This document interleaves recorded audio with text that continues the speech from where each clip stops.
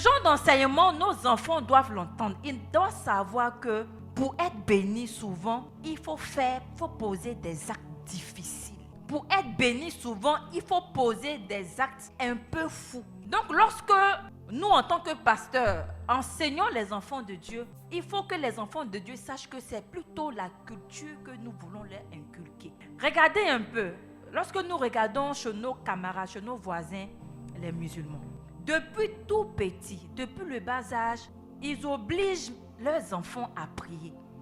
Les enfants font toutes les prières avec eux, les suivent partout.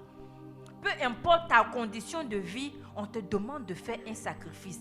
Donc déjà depuis tout petit, ils le font et ça devient une culture. Du coup, ils le font de façon automatique. Mais un chrétien, lorsque son enfant est petit, il va te dire, il ne vient pas à l'église avec l'enfant parce que l'enfant est prin-prin. Il ne vient pas à l'église avec l'enfant parce que l'enfant fait trop de bruit. L'enfant ne te voit pas prier à la maison.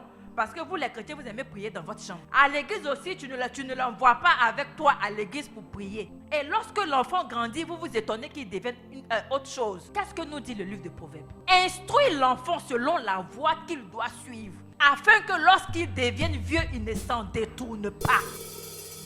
Donc c'est depuis tout petit que nous devons enseigner ces choses-là à nos enfants, à nos fidèles.